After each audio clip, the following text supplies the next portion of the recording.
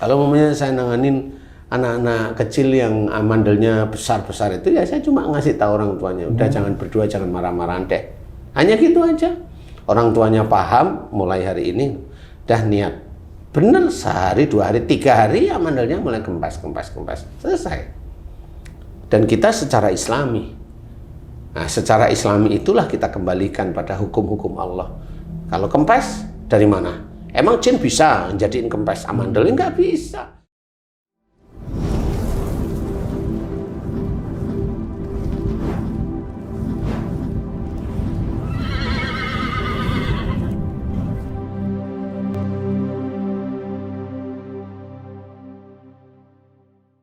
Bismillahirrahmanirrahim. Assalamualaikum warahmatullahi wabarakatuh. Waalaikumsalam warahmatullahi wabarakatuh. Para pemirsa dan sahabat beriman dimanapun berada, alhamdulillah kita berjumpa lagi di Ustadz Danu Official Channel.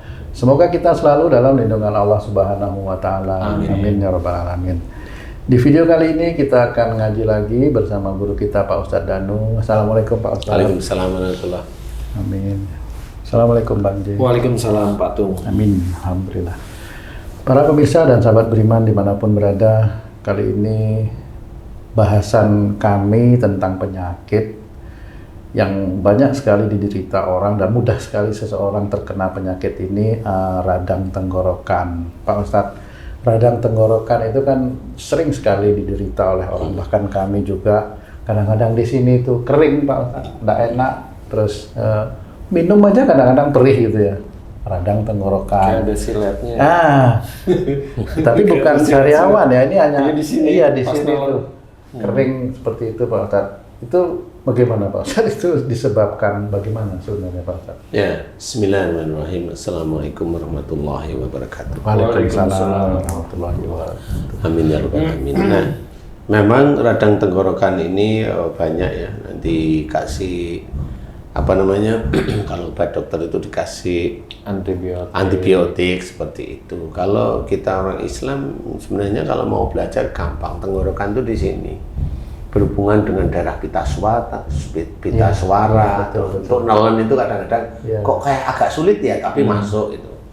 Nah, itu insya Allah berhubungan dengan suara sebenarnya yang daerah sini, suara yang tertahan. Pita suara di situ. Iya, di daerah suara istilahnya ya, memang itu di pita suara, tapi daerah suara di situ. Suara yang tertahan sehingga di situ ada radang. Dari mana tertahan? Sebenarnya insya Allah itu terbiasa orang yang kena radang tenggorokan ini, dia kecenderungan punya sifat-sifat seperti satu, dia mau marah ditahan. Mau marah ditahan. Jadi udah jelas mau diomongin tapi tahan. Ini memang tidak sakit dalam waktu itu atau seminggu atau 1 bulan, biasanya enggak, tapi nanti dia sakit yang sudah bertahun-tahun baru muncul sakit itu. Tapi nanti kalau sudah umur 50 atau 55 ke atas baru dimunculkan oleh Allah Ta'ala. Nah, radang tenggorokan biasanya seperti itu. Jadi karena apa? Karena marah yang tertahan di sini. Marah yang tertahan atau orangnya mudah sekali terpancing untuk emosi kalau bicara. Jadi umpamanya Haji nih ngomongin masalah apa umpamanya. Haji ngomongin masalah itu ngomongin biasa aja. Tapi saya langsung tersulut emosi saya karena apa? Saya berpikir Haji nyindir saya. Suuzon ya. Suuzon. Akhirnya saya langsung ngomong secara langsung. Jeder, Haji ngomong, loh saya nggak ini ya Ustadz, saya hanya ngomong biasa. Akan diem dulu nih saya, tapi kan masih marah, nih yang tersimpan di dalam sini. Nahan marah di situ. Jadi insya Allah mau marah yang dikeluarkan ditahan atau dia orangnya pendiam yang ditahan, insya Allah sama-sama. Itu insya Allah akan terjadi radang tenggorokan. Nah, bagi orang-orang tertentu, bagi orang yang ibadahnya bagus, kemudian iman kepada Allah Ta'alanya kuat, amal soleh cukup besar, itu kalau orang itu emosi, dalam kondisi ibadahnya bagus, imannya kuat, amal solehnya banyak, dia hari ini emosi, hari ini siang nih, insya Allah sore atau malam dia sudah nggak nyaman. Langsung biasanya kalau orang yang kecenderungan ibadahnya bagus itu dijawab oleh Allah Ta'ala. Langsung diingatkan itu langsung supaya bertaubat, sebenarnya hanya gitu. Nah Ustaz, kalau bagi orang awam menahan marah itu bagus Ustaz, karena dia nggak jadi marah, nggak jadi konflik, nggak jadi konflik. Nah, bagaimana menahan marah ini tidak menimbulkan penyakit Ustaz? Harus bagaimana Ustaz? Sebenarnya gini, memang diceritakan dalam Quran itu bahwa salah satu orang yang menahan amarah itu termasuk orang yang takwa. Wasari'u ila maghfiratin min rabbikum wa jannatin arduha samawati wal ardh uiddatil muttaqin alladziina yunfiquna fis sarai wad dharaa wal kadhiminal ghaidh. Wal kadhiminal ghaidh. Nah, kemudian teruskan wal afina 'anin nas. Ini bisa menjadi satu kesatuan atau satu dulu. Nah, pada saat orang yang menahan amarah, ini bukan marah yang diem di sini, bukan seperti itu. Jadi orang yang menahan amarah itu yang harus dijelaskan untuk orang Islam dan semua manusia kalau mau paham, itu adalah dia itu tahu masalah itu bisa menjadikan marah, tapi dia lebarkan agar marah ini tidak muncul. Itu yang dinamakan menahan marah. Oh gitu. Jadi bukan marah itu sudah di sini kemudian ditahan-tahan, itu bukan itu maksudnya. Jadi tahu kalau dia itu mau marah di titik itu, tapi dia langsung enggak, saya nggak marah, saya memilih tenang, santai. Kemudian kalau dia mau emosi langsung istighfar, astagfirullahaladzim. Istighfar kepada Allah Ta'ala, mohon ampun kepada Allah Ta'ala. Nah itulah itu namanya menahan marah. Nah kalau yang menahan marah seperti Ustaz tadi, udah jengkel, udah merah muka, dada udah berdebar-debar, untuk kembali normal itu harus gimana Ustaz? Istighfar. Harus paham. Kalau itu bukan menahan marah, itu marah yang belum dikeluarkan. Maksudnya seperti itu. Iya. Menahan marah itu tahu kalau ini bisa jadi marah, itu malah enggak jadi. Malah sebelum nahan tadi itu ya Pak? Iya sebelum nahan, kalau itu kan marah yang belum dikeluarin aja kan gitu. Marah yang ditahan. Marah yang ditahan, bukan menahan marah ya. Marah yang ditahan. Nah, itu supaya nggak terjadi musibah pertempuran dari istighfar. Itu istighfar, mohon ampun. Boleh kalau di kita itu adalah duduk, boleh tiduran. Mandi sekalian ya Ustaz. Mandi sekalian atau berwudu atau sholat, itu yang diajarkan itu seperti itu. Tapi intinya bukan di titik itu juga. Kita harus paham bahwa marah ini dilarang oleh Allah Ta'ala. Seperti itu, marah itu dilarang. Jadi udah paham marah itu dilarang. Sama seperti kita orang Islam itu harus sholat, wajib. Jadi kerjain. Jadi jangan udah tahu wajib nggak dikerjain, kan seperti itu. Marah itu juga jelas. La tatub walakal jannah. Walaupun kalimatnya itu menurut banyak orang tidak jelas, ya menurut saya itu jelas. Jangan marah, bagimu surga. Makanya orang Islam itu banyak yang marah karena apa? Karena taunya jangan marah, bagimu surga. Kalau memang dijelaskan bahwa kalau marah berarti kamu masuk neraka, nah orang akan berpikir gitu. Jelaskan itu terus-menerus kepada saudara-saudara kita. Islam, mudah-mudahan dia belajar, kan gitu. Kalau dia itu maunya, kalau ditanya kamu besok mati masuk surga apa neraka, ya jawaban lisan ya surga. Marah itu tidak boleh, nggak bisa. Marah itu kan haknya setiap orang. Kadang orang Ustaz untuk melampiaskan kepuasannya dengan marah itu surganya diabaikan, karena surga itu kan gaib Ustaz. Belum tahu rasanya seperti apa. Lain lagi kalau udah tahu rasanya pasti dia akan membandingkan. Gini, memang nggak perlu surga yang gaib. Ini aja deh. Haji itu punya istri yang nurut aja sama haji, gimana sih rasanya? Iya. Surga banget ya. Ah kan itu nyaman, seneng, nyaman. Coba kalau istrinya nyuruh mulu, disuruh nggak mau, itu kan jengkel. Nah, itu aja belum masuk ke surga aja udah ngerasain. Kalau oh iya punya istri sudah sehatin mau, ini mau, disuruh apa-apa mau, ikhlas dan sebagainya, nyenengin hati suami, nyenengin fisiknya suami. Lah kan seneng di sini. Iya, Ustaz. Walaupun itu belum surga loh. Iya. Kadang orang pengen marah itu baunya surga aja udah nggak mau nyium Ustaz. Aku mau cerita marah di dunia, baunya surga. Iya, istilahnya nggak ada halangan lagi deh yang untuk Maunya marah gitu hambat ya. marah itu, nafsunya Ya, dipelihara. karena memang dia kajiannya hanya kajian seneng-seneng. Kajian seneng-seneng itu apa? Dikit-dikit surga, dikit-dikit surga, dikit-dikit surga. Jadi dia lupa dia. Jadi jangan. Memang harus dikasih pagar. Pagar itu adalah tauhid, ibadah, kemudian hukum-hukum atau fikih dan sebagainya itu kan bisa kita pelajari. Oh nggak boleh begini, oh nggak boleh begini, seperti itu. Sehingga pagar untuk menjadikan kita itu mau marah itu jelas seperti itu. Orang itu kan nggak pernah tahu kalau marah terus itu jadinya stroke, atau marah terus itu koroner, jantung koroner, marah terus itu kanker, marah terus itu begini, marah terus itu nggak pernah diceritain. Karena apa? Memang nggak ada yang tahu. Taunya kalau kanker masuk rumah sakit, taunya kalau stroke masuk rumah sakit. Loh, memang betul kalau itu kejadiannya di situ ya boleh. Tapi kan harus dikasih tahu kenapa. Hadis Nabi yang sahih itu diceritakan, jangan marah, bagimu surga itu kenapa? Kan gitu. Kamu kadang-kadang seseorang yang masuk rumah sakit aja pakai BPJS aja ditolak-tolak. Ngerti nggak sih maksudnya? Iya.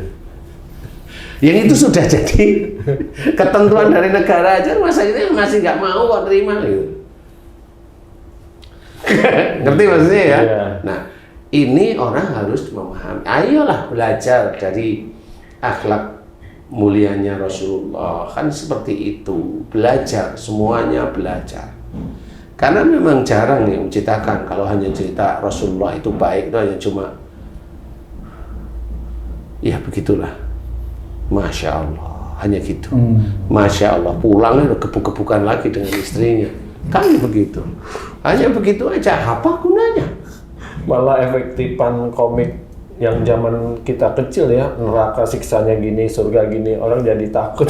Iya, boleh takut waktu itu. Iya, boleh. Saya juga masih takut ya.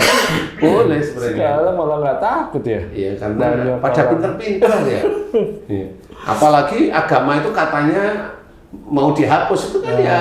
Itu gimana sih orang kan gitu ya. Nah itu karena memang dia nggak paham agama. Makanya harus hati-hati ya. Memilih orang itu harus hati-hati. Jangan anak muda disuruh jadi pejabat cukup lumayan tinggi ya, bubar semua nanti. Jadi memang harus diketahui bahwa radang tenggorokan itu dari marah yang tersimpan di tenggorokan, mau dipijak, mau diomongkan, mau diledakkan, tapi dia tahan. Nah itu nanti hasilnya radang tenggorokan. Kalau sudah Allah menginginkan radang tenggorokan mau dikasih F-citrosis, dikasih apa tadi? Antibiotik, ya nggak sembuh-sembuh ya banyak. Kenapa? Karena memang dia tidak memohon ampunan kepada Allah Ta'ala. Yaitu hal yang wajar. Oh, pantas kalau tenggorokan itu orang suka bilang panas dalam. Artinya memang marah di dalam. Iya. Nah ini memang panas dalam, makanya jual air untuk panas dalam ya nggak sembuh kalau itu. Itu hanya jualan air aja untuk mengayakan, memperkaya orang yang jualan air. Orang Islam kalau seperti itu ya lucu aja menurut saya. Oh di dalam Islam sudah dijelaskan jangan marah. Kan ini kan hubungannya dengan marah, ngomong, lisan.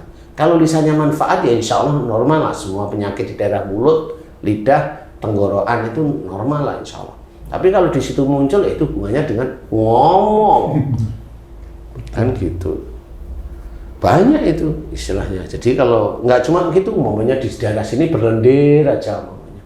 Itu banyak omongan yang memang tidak berguna. Jadi kalau dia dengar ada orang ngomong itu langsung tersulut emosinya, walaupun nggak harus marah, tersulut untuk jawab, tersulut untuk ini. Nah itu biasanya berlendir, sehingga orang yang suka itu orang yang biasanya kecenderungan ngomongnya itu nyaut kayak api. Menjawab, ya. Artinya maaf nih Pak Ustadz, dari radang ini kan juga kadang-kadang disebut oh itu amandelnya bengkak, nah itu Boleh aja kalau memang dicek amandelnya bengkak kan beda cerita kalau situ ya. Boleh aja nanti amandelnya diambil boleh aja. Kalau umumnya saya nanganin anak-anak kecil yang amandelnya besar-besar itu ya saya cuma ngasih tahu orang tuanya, udah jangan berdua, jangan marah-marah deh.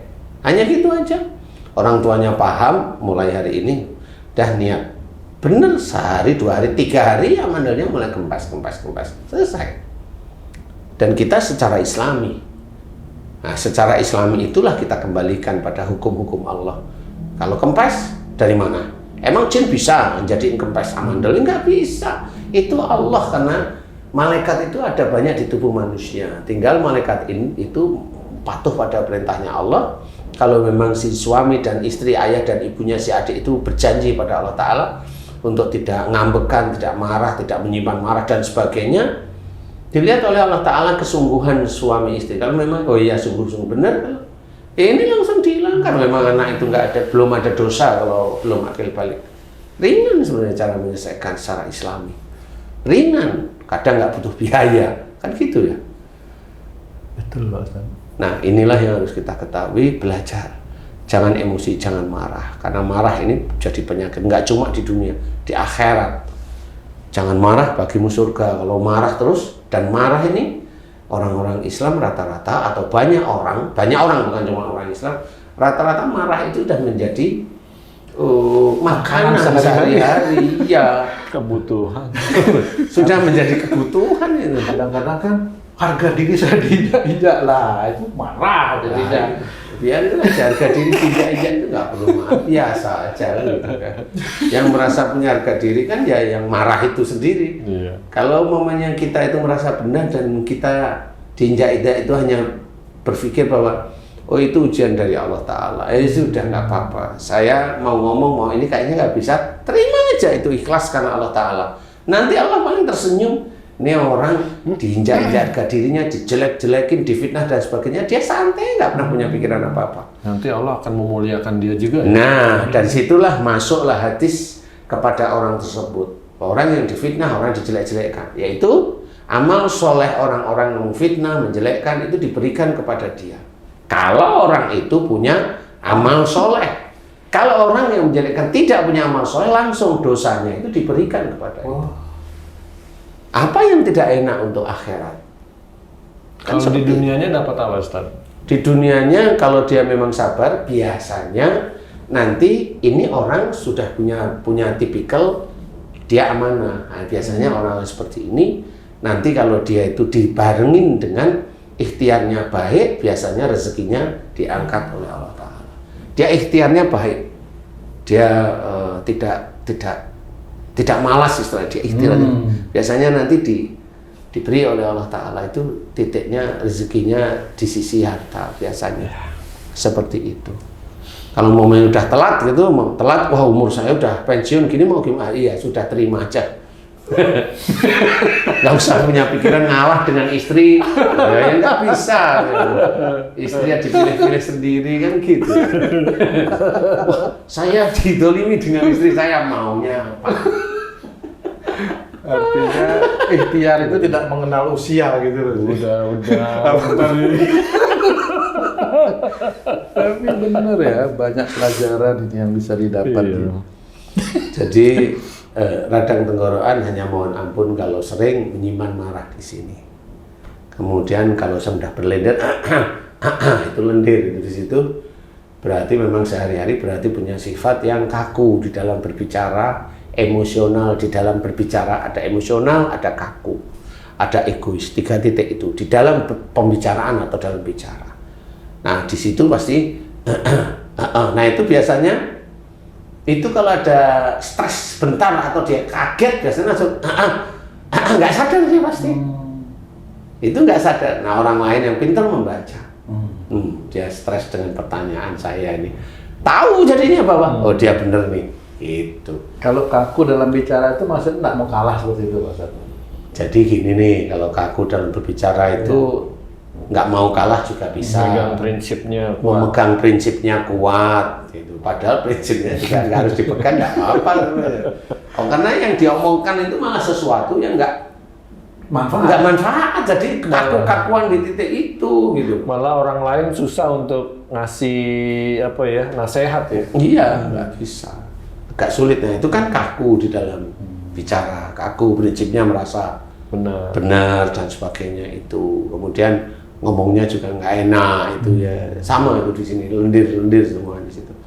Nah itu coba bagi yang teman-teman dulur-dulur beriman seperti itu, mohon ampun aja pada Allah Ta'ala. Dilihat sehari 2 hari kalau serius mohon ampun, kemudian belajar lebih tenang, nggak banyak bicara. Kemudian kalau bicara yang manfaat, senyum boleh, bukan terus diem gitu, enggak, senyum boleh, bicara pun boleh, asal bicaranya nggak kelewatan ngawur. Insya Allah lendir ini akan hilang, mudah kok insya Allahnya itu, insya Allah. Mudah-mudahan bisa manfaat. Wallahu a'lam. Amin. Alhamdulillah. Alhamdulillah. Terima kasih banyak Pak Ustadz penjelasannya. Para pemirsa dan sahabat beriman dimanapun berada, demikian tadi penjelasan dari guru kita Pak Ustadz Danu tentang radang tenggorokan. Bagaimana beliau memberikan analisa dan tadi juga ada sedikit doa. Mudah-mudahan kita bisa mempraktekkan bagi yang terkena ya. Bagi yang belum ya banyak mohon ampun aja supaya nggak terjadi. Mudah-mudahan apa yang beliau sampaikan bisa bermanfaat untuk kita untuk meningkatkan keimanan dan ketakwaan kita kepada Allah Subhanahu wa Ta'ala. Amin ya rabbal alamin. Saya Tung pamit diri, sampai jumpa di video kami yang lain. Wassalamualaikum warahmatullahi wabarakatuh. Waalaikumsalam warahmatullahi wabarakatuh. Alhamdulillahirabbil alamin.